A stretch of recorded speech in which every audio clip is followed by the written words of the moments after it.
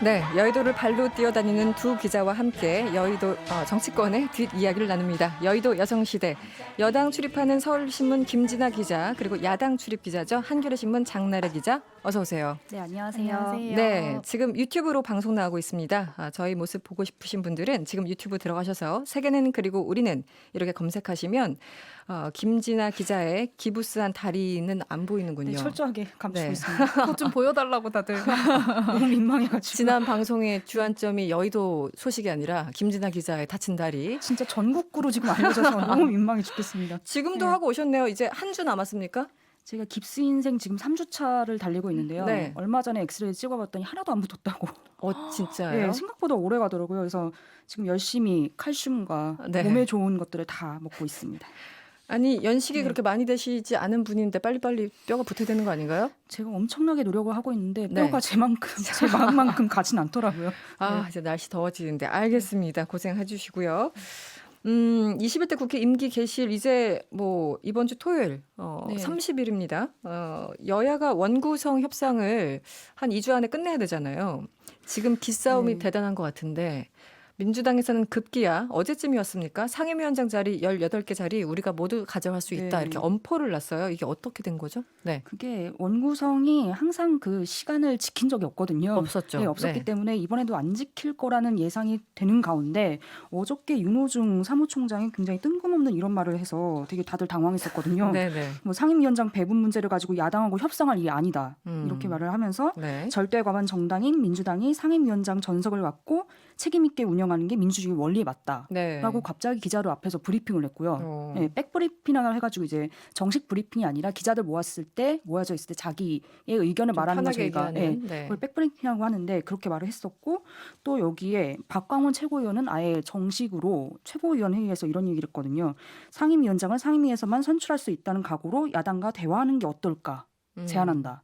그러니까 민주당이 다 할 수 있다라는 뉘앙스를 어저께 풍겨서 굉장히 화제가 되었습니다. 상임위에서 선출할 수 있다는 건 결국은 이제 과반 이상으로 우리가 다 차지할 수 있다. 네. 약간 이런 얘기죠. 표결을 해서 네. 그래 민주당이 더 과반이 나올 테니까 그럼 우리가 다 상임위원장을 갖겠다 이런 걸로도 해석되니까 그러면 협치는 이제 없는 건가?라는 생각이 바로 들었죠. 그 불과 며칠 전까지만 해도 이게 이제 의석수 배분 네. 비율에 따라서 지금 1, 2당 11대 7 정도로 배분한다 이런 얘기가 있었거든요. 보도를 봤는데 갑자기 왜 18석 전석 얘기가 나온 걸까요? 뭐 많은 갈등이 있었기 때문인가요? 어떻습니까? 그때 화요일 날 원내대표가 두 번째로 회동했었을 때 네. 별 브리핑 내용이 특이한 게 없었거든요. 11대 7이라는 내용도 그때 정식 브리핑에는 없었는데 그렇군요. 네. 갑자기 기사가 나와서 보니까 그때 김성원 미래통합당 네네. 수석이 거기서 11대 7이라고 말을 해서 기자들은 그렇게 합의됐나 보다 네, 하고서 네. 기사를 썼던 건데 네.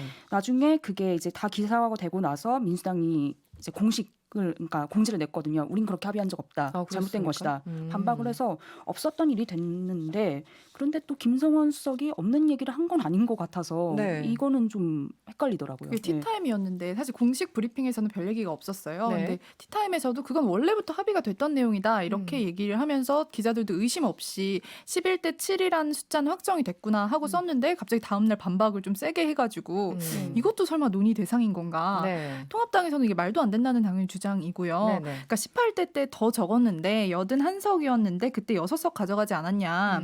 그러니까 103석이니까 이제 7개를 가져가는 게 굉장히 자연스럽다 계산상. 네, 네. 그리고 이거에 대해서는 서로 이제 다 얘기가 됐다고 생각을 했는데 갑자기 민주당 쪽에서 뭐 다 가져갈 수 있다 이렇게 네. 이게 협상 카드 맞냐? 그러니까 약간 여기는 현실감이 없는 느낌입니다. 이게 정말 받아들여질 카드라고 생각하는 거냐? 그러고 나서 이제 민주당에서 바로 우리가 전석 다 가져가겠다. 네. 상임위원장 이렇게 말을 해서 뭔가 이게 지금 엄포형인지 진심인지 이게 좀 기자들이 헷갈리는 부분입니다. 지금. 과거에 네. 민주당이 소위 그 쪼그라들었을 때 80 네. 그때 몇 석이었죠? 한석, 81석일 때 그래도 상임위원장 자리 그만큼 챙겨줬는데 이제 지금 그렇죠. 입장 바뀌었다고 딴소리 하는 거냐 이렇게 격앙이 돼 있다는 얘기군요. 그렇죠. 이게 말도 안 통합당에서는. 되는 사실 국회를 없자는 거냐라는 네. 발언이 나온 것도 이 부분인데요. 주호영 원내대표 발언이 좀 셌죠. 네네. 사실 주호영 원내대표가 이렇게 센 발언을 잘 하진 않는데, 네. 그러니까 좀 약간 말도 안 된다 이런 반응이었다고 볼 수가 있겠습니다. 그러니까 야당 때 생각해라 뭐 이런 취지겠죠. 결국은 협상할 때 이제 좀 세게 나가는 경우 있잖아요. 네. 이렇게 확 올려야지만 나중에 뭔가 협상하면서 기선제압을 한다는 느낌이 네, 좀 네. 강하게 들고 또 21대 국회가 처음으로 열리는데 지금 177석의 슈퍼 여당이니까 네. 약간 존재감을 보이고 우리가 절대 이제 미래통합당한테 끌려가지 않는다라는 엄포용이라고 보이긴 하는데 핵심에는 네, 법사위원장이 법사위원장을 있는 거겠죠? 가져가겠다. 네. 우리가 먼저 하겠다라는 것도 보이는 느낌이지만 네. 그걸 또 이제 민주당 쪽에 물어보면 아니다. 우린 진심으로 다 가져갈 거다. 우리는 진심이다. 아 그렇게 얘기를 네, 합니까? 이렇게 얘기를 해서 이것도 엄포용이 아닌가라는 생각도 들고 굉장히 헷갈립니다. 출입 요새. 기자들마저 네. 헷갈리게 하고 있는 거예요 지금 민주당에서. 저희가 항상 물어보는 게 그거거든요. 네. 정말 가져가실 거예요? 정말 그러면 야당과 안 주실 거예요? 그렇게 물어보면 왜 우리가 하면 안 되나? 이런 식의 반응이 나와서 저희도 좀 진심인가? 헷갈린 거죠. 엄포용일 줄 예. 알았는데 지금 뉘앙스가 진심일 수도 네. 있겠네 이렇게 가고 있군요. 법사위에 대해서는 지금 어떤 얘기들이 나오고 있어요? 민주당에서는? 법사위는 물론 법사위원장을 민주당이 가져가겠다 이런 것도 있고 또 하나의 얘기로는 체계 자구 심사 네네. 이 권한을 좀 없애버리자라는 얘기가 또 가고 있는데요. 네. 그러니까 체계 자구 심사라고 하면은 그러니까 법사위에서 하는 역할이 법사위 소관 법안을 심사하는 것도 있고요. 네. 또 상임위에서 올라온 법안이 제대로 뭐 법조문을 갖췄는지 그걸 심사하는 권한이 있는데 이거를 좀 법사위원장이 많이 활용한 측면이 있거든요. 네. 법안을 많이 막았죠. 예, 네네. 야당 출신 법사위원장이 이걸 가지고 여당이 독주하는 것을 막기 위해서 많이 활용을 했는데 이거를 이제는 여당으로서 이걸 없애버리겠다라는 의견을 내밀고 있고 또 미래통합당은 그런 의견이 아니라 이거는 있어야 된다는 거였나요? 그러니까 좀 이걸 헷갈립니다. 사실 통합당에서는 이걸 빼고 주려고 지금까지 계속 이렇게 위원장을 안 주니 이렇게 하고 있다라고 판단을 하고 있고요. 네. 근데 이 기능이 없이는 사실 말도 안 된다라는 거예요. 통합당 입장은. 통합당에서는. 그러니까 네. 위원장을 주긴 줄 텐데 이 슬그머니 빼고 주려고 하는 것 같은데 네. 오늘도 기자회견 열어서 이 부분을 얘기를 했는데 네. 그러니까 졸속 기법에 대한 우려는 어떻게 할 거냐라고 얘기를 하면서 그러니까 상임위를 통과해서 올라오는 법안들은 완성도가 높지 않은데 오히려 해외에서도 법 제시를 오히려 강화하고 있다. 네, 근데 네. 우리는 그걸 뭘로 보완할 거냐? 그래서 이건 절대 안 된다. 그리고 위헌 법률 하나가 사회적 비용이 높다고 대통령도 얘기한 적이 있다라고 하면서 방어에 최대한 나서고 있는 모습입니다. 그렇군요.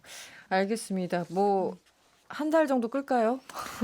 그렇게까지 그렇게까지는 제가 아니겠죠? 4년 전에 기억을 더듬어 보면 네. 6월 둘째 주쯤에 6월 됐었던 것 둘째 같습니다. 주쯤에. 네, 둘째 주, 셋째 네. 주쯤에는 거의 다 이제 의장까지 선출하고 그때부터 돌아가는 걸로 봤기 때문에 느긋하게 기다리시면 될 것 같습니다. 알겠습니다. 느긋하게. 천천히 기다리십시오. 네, 뼈 붙는 시간 기다리듯이 알겠습니다. 오늘 청와대에서 대통령 그리고 여야 원내대표들 오찬 회동했잖아요. 네. 주요 내용 어떤 내용들이 좀 나왔나요? 사실 방금까지도 브리핑을 해서 지금 그걸 기사를 쓰다가 여기 온 그렇군요. 건데요. 네. 이게 원래는 1시간 10분 정도 한다고 했었는데 무려 2시간 36분을 냈고요. 진짜 네. 길어졌어요. 정말 네. 길어졌고요. 이번이 원내대표 회동이 대통령이 4번째이고요.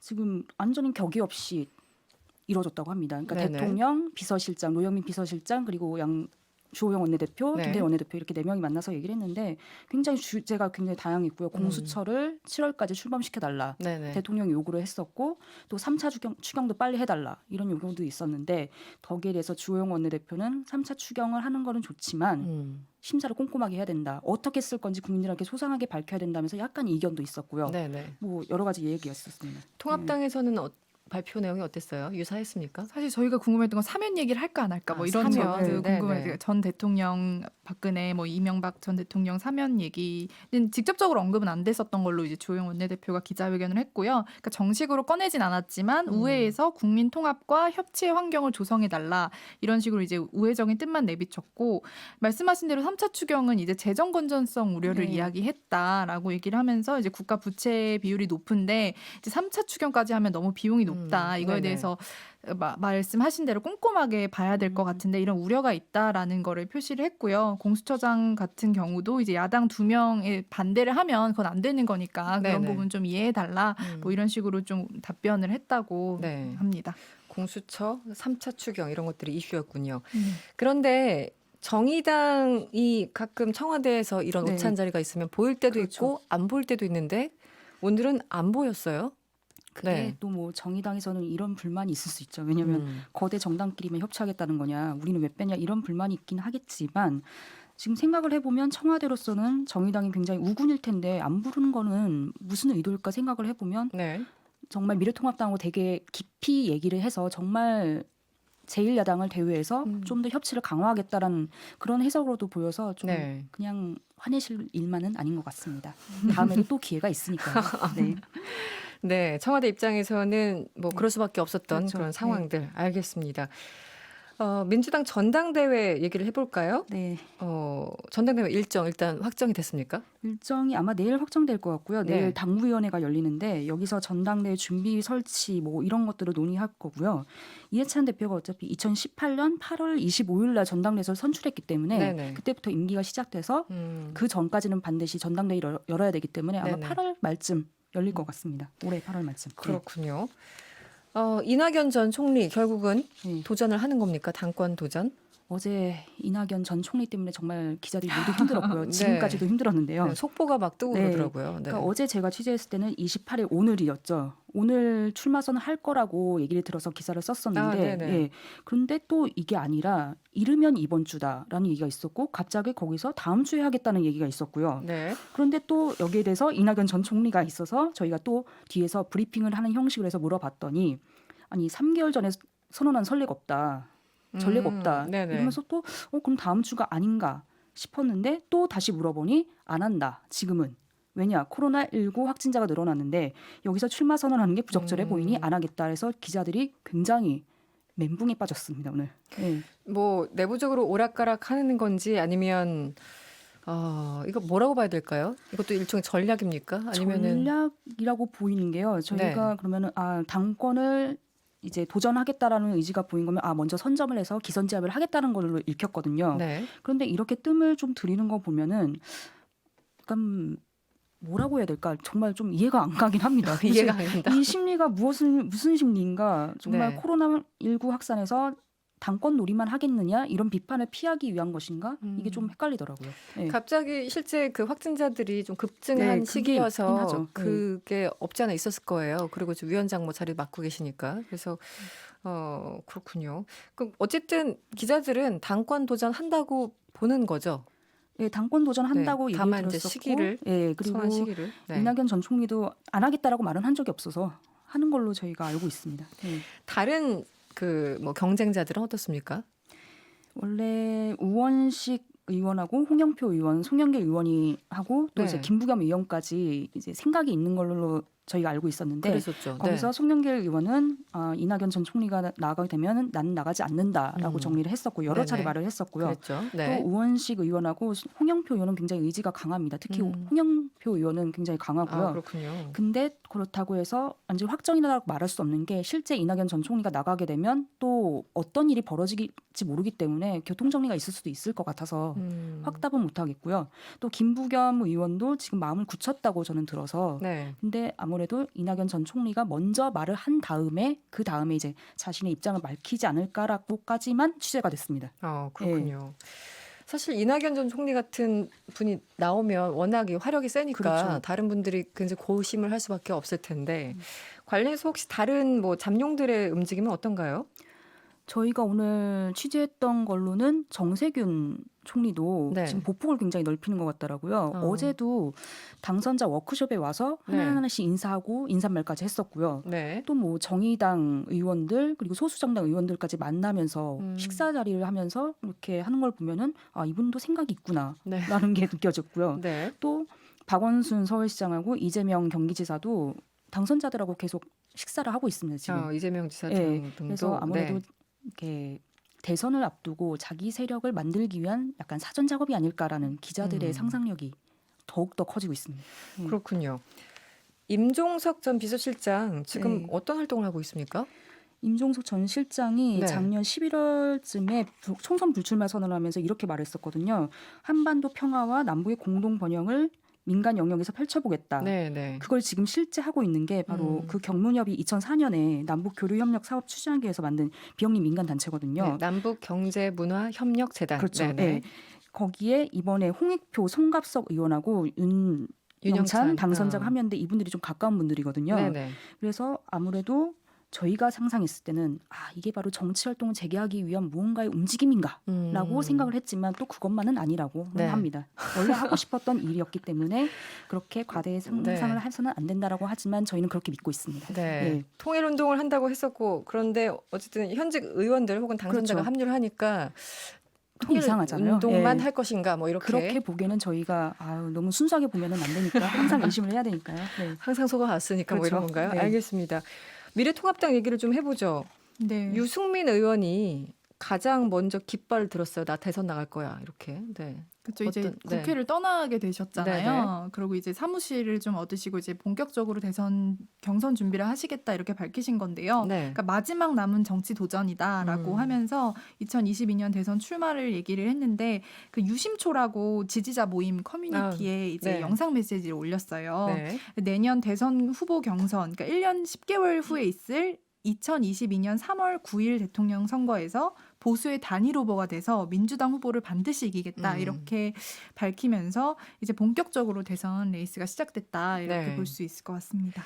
다른 분들은 어떻습니까? 지금 뭐 황교안 전 대표도 보폭을 넓히고 있다. 또 김무성 대표 같은 경우도 어쨌든 사무실을 꾸려서 뭔가 역할을 하려고 한다. 여러 가지 얘기가 나오는데 일단 황 전 대표는 어떤가요?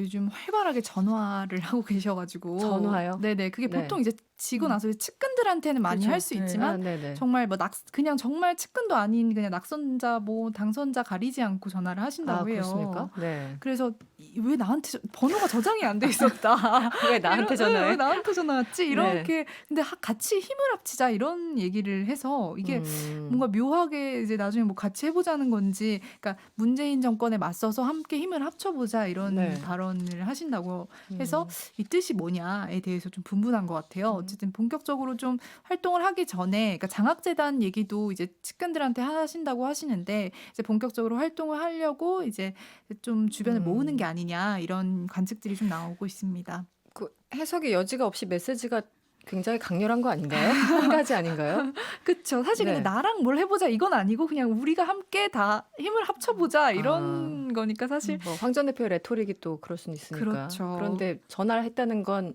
뭐 메시지는 분명히 보입니다. 그렇죠. 홍준표 전 대표 당선인은 어떻습니까?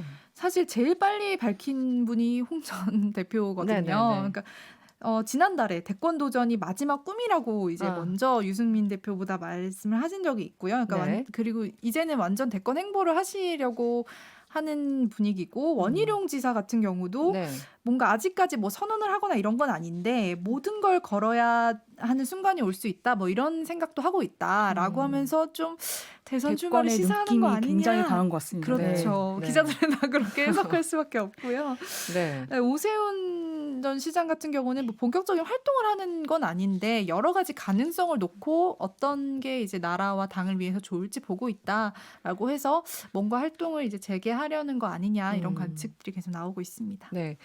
어쨌든 통합당이 한국당과 합당을 이제 결의안을 냈고 또 김종인 비대위도 사실 이제 출범을 하는 거잖아요. 이 시기에 맞춰서 소위 말하는 잠룡들의 움직임이 좀 감지가 되는 그런 그렇죠. 상황인데 비대위에 대해서는 이견이 있었지만 이제 완전히 정리된 겁니까? 그렇죠. 네네. 이제 만장일치로 통과가 돼가지고 네네. 이제 정리가 됐고요. 비대위원도 바로 이제 추인이 돼서 네. 발표가 됐는데 비대위원들은 사실 무난하다라는 평가가 좀 많은 것 같아요. 무난하다. 네네. 지금 이제 초선 중에 김미애 당선인이 들어갔고 재선 성일종 의원이고 나머지는 낙선자분들인데 이제 30대, 40대들이 주로 들어가서 네. 좀 아무래도 이제 그립감을 좀 높인 거 아니냐. 그리고 좀 젊은 분들도 김종인 위원장하고 관계가 있는 그런 분들이 많아서 좀, 그리고 대부분 두루두루 좀 원만하고 네. 그러니까 이제 좀 친정 체제를 좀 구축한 거 아니냐. 네, 좀 네. 이런 관측들이 좀 많이 있는 것 같습니다. 그러니까 김종인 위원장의 입장에서는 뭔가 좀 주도권을 가지고 확 나가야 되는데 그렇죠. 중간에 이제 반대하는 목소리들이 있으면 좀 불편할까봐. 그렇죠. 당에서도 사실 지금도 이제 얼마나 잘하는지 보자 이런 시선이 좀 많이 있는데 비대위 안에서까지 그래버리면 사실 좀 힘드니까 네. 비대위에서 좀 강하게 나가려고 하는 거 아니냐 이런 그래서 생각은. 무난한 분들을 뽑았다라는 평가가 나오고 있군요. 네네. 김종인 위원장이 비공개 특강에서 이렇게 밝혔다고 하죠. 앞으로 진보 보수라는 말 쓰지 말라. 중도라고도 하지 말아라. 엄청난 변화만이 대선 승리의 길이다. 깜짝 놀랄 만한 정책 개발 기능을 되살릴 것이다. 이거는 어떻게 해석을 해야 됩니까? 차르라고 불리잖아요. 그러니까 러시아 절대 그렇죠. 여의도 차르. 군주인데 굉장히 좀 앞으로 기대해라라고 하면서 이제 대선 승리를 이야기하면서 네. 이제 참석자들에게 보수 진보 이런 얘기하지 마라. 근데 이건 전에도 한번 하려고 했다가 실패를 하긴 했어요. 보수라는 문구를 이제 쓰지 않으려고 네네. 하다가 실패하긴 했는데 이번에는 사실 기본소득을 어떻게 할지가 조금 관심이 모아지고 있는데 네. 아무래도 좀 그 전에도 경제민주화라는 게 사실 보수 쪽에서는 잘 쓰지 않던 건데 네네. 그러니까 진보의 이념을 가지고 와서 오히려 더 이렇게 좀 2012년 대선에서 활약을 했죠. 그렇죠. 네네. 그때 대선 승리를 또 안겨줬기 때문에 이번에도 어떤 아젠다를 가지고 와서 대선 승리를 안겨줄 거냐. 그게 기본소득이랑 뭐 전국민 고용보험제 이런 네네. 것들을 조금 들고 나와서 이제 보수에서도 이런 얘기를 한다. 좀 이런 아젠다를 던지지 않을까 기대를 하고 있습니다. 네. 그 민주당은 네. 김종인 비대위 출범에 대해서 어떻게 평가를 하나요? 항상 김종인 위원장이 등장할 때 민주당 어떻게 생각하냐고 물어보시는데 항상 저도 궁금하지만 네. 정말 놀랄 정도로 관심이 없는 것 같습니다. 그렇군요. 왜냐하면 저희가 막 의원들을 만나거나 아니면 전화하거나 이럴 때 먼저 이렇게 정말 궁금하면 이렇게 물어보거든요. 네. 그쪽 당은 어때? 그렇죠. 네. 네네. 아니면은 뭐 저희가 먼저 물어볼 수도 있는데 서로가 그런 게 전혀 없습니다. 그러니까 미래통합당이 이렇다는데 어떻게 보세요라고 물어본 적도 없고 네. 의원들이 먼저 물어본 적도 없기 때문에 네. 생각보다 김종인 위원장 체제에 대한 그렇게 관심이 없어 보이기도 하고요. 그리고 지금 민주당이 큰일이 났기 때문에 윤미향 당선자 문제를 해결하는 게 더 어떻게 할 급해서 것인가? 지금 다른 당 신경 쓸 겨를이 없습니다. 네. 네. 오늘 현재는 어떻습니까? 윤미향 당선인 얘기를 하셨으니까 갑자기. 지금 두문불출을 하고 있는 상태에서 네. 저희가 여기 이제 출연하기 전에 바로 확인했을 때는 내일 기자회견을 한다고 하고요. 드디어 이제 의혹을 좀 밝히겠다고 하는데 문제는 그걸 국회에서 할 건지 아니면 정의원에서 할 건지 아직 미정이라고 하는데 국회 출입 기자들은 지금 간절하게 국회가 아니길 바라고 있습니다. 아니게요. 그게 아니길 네. 바라고 있다. 국회에서 하면 저희가 써야 되거든요. 네, 알겠습니다. 들어주셨으면 좋겠습니다. 네, 알겠습니다. 그 현실적인 문제들이 네, 있군요. 굉장히 큽니다. 네, 그나저나 통합당 싱크탱크제 그동안 많은 역할을 해왔던 여의도 연구소 이 연구소장을 누가 맡느냐에 따라서 굉장히 또 여러 가지 해석들도 났었는데 뭐 해체한다는 얘기도 나오고 이게 어떻게 된 겁니까? 사실 여연이 이번 총선에서 정말 분석을 많이 실패를 했잖아요. 뭐 전주까지도 130석을 네. 이야기했고 네. 정말 그래서 이거를 뭐 당연 이 기능 자체를 없앨 수는 없고요. 이걸 어떻게 이제 개편할 거냐의 문제로 이제 김종인 위원장이 고민을 하고 있다고 알려졌는데, 그러니까 두 가지, 그러니까 대선 체제로 바로 이제 여의도 연구원을 아예 개편해 버릴 것인지, 아니면 체제 자체를 그냥 바꾸는 선에서 할 건지 네. 이 부분을 조금 고민하고 있고 비대위원 사이에서도 의견을 좀 구하는 단계라고 합니다. 알겠습니다.